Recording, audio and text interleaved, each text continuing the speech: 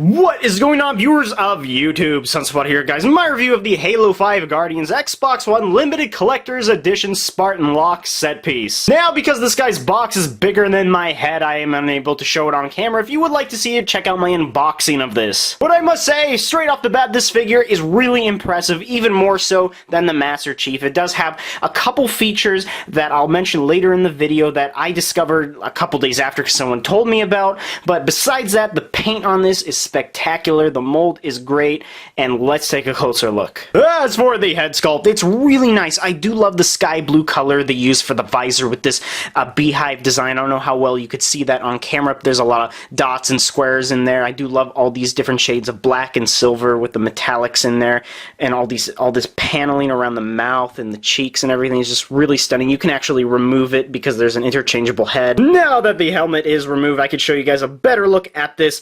It is really nice. I do like these insignias they put on the temples. It's on both sides, this giant insignia. I don't know what it's supposed to represent. It's very random, but it's a really crisp shade of yellow with this outlining of black, and for some reason this kind of bothers me a little bit, but why does the forehead have to be significantly lighter than the back? I mean, I get it's a stylistic quality, you know, with the cheeks and, you know, the sides of the head and stuff, but it's kind of throws me off balance a little bit. Love all these different panels and pieces of machinery going on the back of the head. You could tell it's very symmetrical and stuff. It's such a nice design they put for Spartan Locke. Really just... It reminds me of an ODST a lot, actually. They have all these different kinds of bolts and stuff, and they're actually molded on their indentations and stuff, so it's not everything's just painted on. They did not get lazy with this. And same goes for the rest of the statue. Looks very beautiful. I do love all these different shades of black and silver they use, the little insignia on the shoulder right there and stuff. I do like the brass knuckles, how they're they stand out. I don't know how well you could see on camera, but they're really reflective, so you can tell this guy punches a lot of people. The back of the hand has this really nice panel of blue and stuff, and one thing I do want to mention is that the skin-tight material that Spartan Locke wears under the armor is visible, like on the elbow pad here. If you flip him around to the back, you see his tricep area does have more of that fabric-y material. Loving the detail on the gun. You can tell there's a little insignia piece right there with this slight gray piece at the back there. I do love this shade of very dull gray, which I do like. It's very battle rifle-esque, and the amount of detail they put on these little dots and indentations here is really beautiful. I don't think this is probably a standard battle rifle, honestly. I don't think it's a skin of any kind or a variant, and you could tell it's really just balanced well, very symmetrical with how he looks through the iron sights. One thing that bothers me is the hand is not really grabbing onto the battle rifle. It's kind of just floating there, because really the battle rifle is glued or molded onto the right hand as not really the left, unfortunately. You can tell there's an enormous amount of detail on the back with this little jetpack area and stuff. I do like all these different shades of panels of blue and stuff here, like these air flaps and stuff, which they can move. Honestly, that would be really cool. Do like how it's kind of like an exosuit, because there's a lot more fabric, especially like down here, than there is armor on the back, which I think, you know, it's interesting for a Spartan. It's a very Marine-esque type of look to him. Love how these like wires are like just protruding through his back and everything. And again, I'll say this with every toy, I love their spines. As creepy as that sounds, I love armored spines. His butt has some armor too. Creepy amount of detail there. It's kind of weird. And actually, it's kind of weird. I don't know why there are like holes right here and stuff. Maybe that's his like butthole or something. But there's two of them, so just ignore me. A lot of detail on the legs. Again, that fabric area kind of protrudes behind this knee guard. I do like this metallic silver they use for the thigh and everything. And I like how they give the impression that everything's folding with each other. I think that's a smart move on their part.